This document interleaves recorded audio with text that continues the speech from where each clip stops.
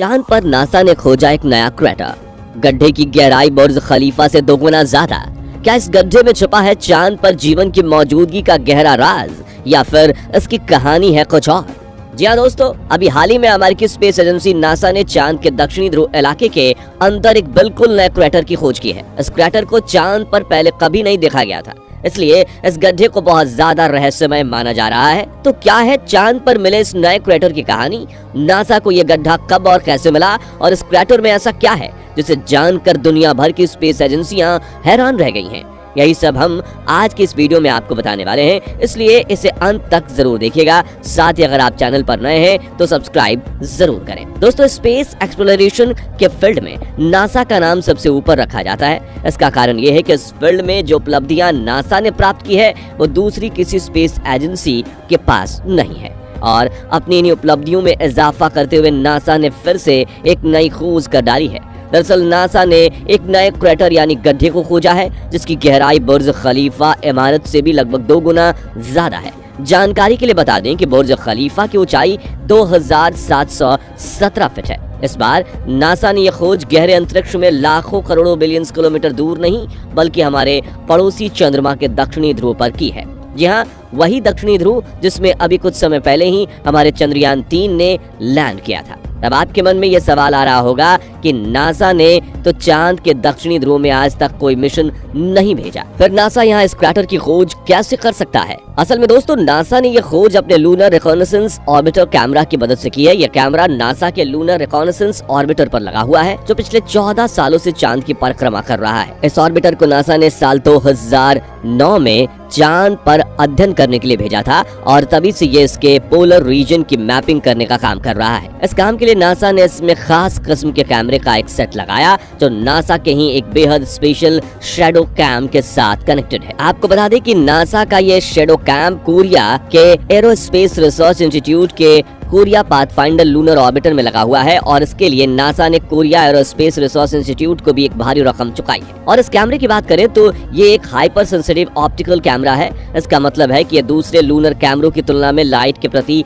कई गुना ज्यादा सेंसिटिव है। नासा की माने तो ये लूनर रिकॉनेसेंस ऑर्बिटर पर लगे दूसरे कैमरे से लाइट के प्रति 20 गुना ज्यादा संवेदनशील है। इसे बनाने के पीछे कारण ये था कि चांद के ध्रुवीय क्षेत्रों में परछाइयां बहुत लंबी बनती हैं, और इन लंबी परछाइयों के कारण दक्षिणी ध्रुव में लाखों करोड़ों ऐसे क्रेटर्स हैं जिनके अंदर अरबों सालों से रोशनी की एक किरण भी नहीं गई है।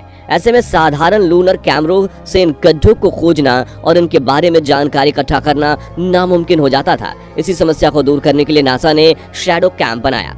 जैसा कि इसके नाम से ही पता चलता है, चांद के जिन हिस्सों में कभी भी सूरज की रोशनी नहीं पड़ती और जो हमेशा परछाई में रहते हैं, ये कैमरा उन हिस्सों की एकदम क्लियर और हाई रेजोल्यूशन तस्वीरें खींच सकता है। तो अब सवाल आता है कि इस कैमरे ने नए क्रेटर की खोज कैसे की, और नासा चांद के दक्षिणी ध्रुव में क्या खोजने की कोशिश कर रहा है? असल में दोस्तों, आप में से काफी सारे लोग ये जानते भी होंगे कि नासा हाल ही में अपने आने वाले कुछ दिनों में लूनर मिशन आर्टेमिस 3 को लॉन्च करने वाला है। यहाँ आपको बता दें कि आर्टेमिस 3 नासा के आर्टेमिस प्रोग्राम का अगला मिशन होने वाला है। इस मिशन का उद्देश्य एस्ट्रोनॉट्स को चांद पर भेजना और वहाँ कुछ जरूरी रिसर्च को अंजाम देना है। यानी अपोलो मिशन के बाद नासा एक बार फिर इंसान को चांद पर भेजने वाला है। इस मिशन में शामिल एस्ट्रोनॉट्स के ग्रुप में एक महिला एस्ट्रोनॉट भी होगी, जो चांद पर कदम रखने वाली दुनिया की पहली महिला बनेगी। इस मिशन में नासा ओरियन स्पेसक्राफ्ट का इस्तेमाल करने वाला है, जिसे खास तौर पर इंसानों को चांद पर ले जाने और वापस लाने के लिए डिजाइन किया गया है। साथ ही स्पेसक्राफ्ट को लॉन्च करने के लिए स्पेस लूनर सिस्टम यानी कि SLS नाम का रॉकेट यूज किया जाएगा। एक्सपर्ट्स का ऐसा मानना है कि यह दुनिया का सबसे पावरफुल रॉकेट होने वाला है। तो अभी इस मिशन की लैंडिंग साइट ढूंढने के लिए नासा ने लूनर रिकॉनेसेंस ऑर्बिटर और शैडो कैम को काम पर लगाया हुआ है। बस इसी खोजबीन के दौरान शैडो कैम के द्वारा खींची गई कुछ तस्वीरों में नासा को यह विशाल और रहस्यमय क्रेटर मिला है। अब इस क्रेटर के अंदर क्या है और ये कैसे बना होगा, इन सब चीजों पर वैज्ञानिक रिसर्च कर रहे हैं। बहुत से लोग ये दावा करते हैं कि चांद के इन गहरे गड्ढों के अंदर जीवन भी मौजूद हो सकता है। हालांकि अभी तक की गई रिसर्च में वैज्ञानिकों के हाथ ऐसे कोई साक्ष्य नहीं लगे हैं जो इस दावे को साबित करते हो। वैसे यह अकेला क्रेटर नहीं है जिसे नासा ने हाल ही के दिनों में खोजा है, बल्कि इससे कुछ दिन पहले ही नासा को चांद के दक्षिणी ध्रुव में एक और नया क्रेटर मिला था। हालांकि ये क्रेटर कोई खास ज्यादा बड़ा नहीं था, फिर भी इस खोज की खबर ने पूरी दुनिया में हेडलाइंस बनाई थी। असल में स्क्रीन पर दिखाई दे रहा ये छोटा सा क्रेटर कुछ और नहीं बल्कि रॉसकॉस्मोस के लूना 25 स्पेसक्राफ्ट के क्रैश होने से बना गड्ढा है। दरअसल चांद के दक्षिणी ध्रुव पर पहुंचने की रेस में भारत को हराने और हमारे चंद्रयान 3 से आगे निकलने के लिए रूस ने अपना लूना 25 मिशन लॉन्च किया था। रूस की स्पेस एजेंसी रॉसकॉस्मोस को पूरा यकीन था कि उनका यह अंतरिक्ष यान हमारे चंद्रयान 3 से पहले चांद के दक्षिणी ध्रुव में लैंड कर जाएगा, लेकिन जल्दबाजी में की गई गलतियों के कारण रूस का ये ऑर्बिट चेंज फेल रहा और स्पेसक्राफ्ट अपनी लैंडिंग से 2 दिन पहले ही चांद के दक्षिणी ध्रुव पर क्रैश कर गया। शुरुआत के काफी दिनों तक इस चीज का कोई पता नहीं था कि लूना 25 एग्जैक्टली किस जगह पर क्रैश हुआ है। ऐसे में नासा ने खोजबीन करके इसकी क्रैश साइट और इसके इम्पैक्ट से बने नए क्रेटर को खोजा। जानकारी के लिए बता दी कि नासा ने इस क्रेटर को भी अपने लूनर रिकॉनेसेंस ऑर्बिटर की मदद से खोजा था। असल में दोस्तों, चांद का यह हिस्सा यानी दक्षिणी ध्रुव पूरी तरह से छोटे बड़े हर तरह के गड्ढों से भरा हुआ है और समय समय पर यहाँ ऐसे ही अजीब और बेहद गहरे गड्ढे की खोज होती रहती है। ऐसे ही एक विशाल गड्ढे को कुछ दशकों पहले चांद पर खोजा गया था, जिसे हम एटकिन बेसिन के नाम से जानते हैं। और ये आप जानकर हैरान रह जाएंगे कि इस गड्ढे का व्यास 2500 किलोमीटर और गहराई 8 किलोमीटर के करीब है। आपके अनुमान के लिए बता दें कि इस गड्ढे के अंदर एक के ऊपर एक 9 बुर्ज खलीफा भी अगर खड़ी कर दी जाए फिर भी ये इससे बाहर नहीं निकलेगी। इससे आप खुद ये अंदाजा लगा सकते हैं कि इसकी गहराई कितनी है।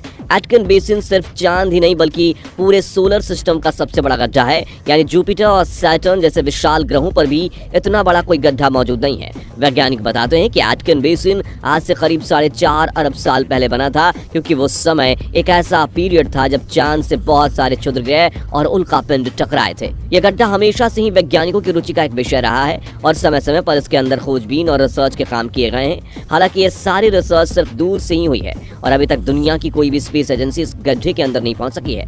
यानी वैज्ञानिक अभी भी एटकिन बेसिन को ठीक से समझ नहीं पाए थे और इन्हें यहाँ और एक नया क्रेटर मिल गया है। और इसीलिए चांद की इस दुनिया को इतना रहस्यमय माना जाता है, क्योंकि जैसे ही वैज्ञानिक यहाँ किसी एक चीज की खोज करते हैं तो उसकी गुत्थी सुलझाने से पहले उन्हें यहाँ कुछ और नया मिल जाता है। वैसे आपको क्या लगता है, नासा द्वारा खोजे गए इस गड्ढे के अंदर क्या हो सकता है? अपना जवाब कमेंट के माध्यम से हमारे साथ जरूर शेयर कीजिए।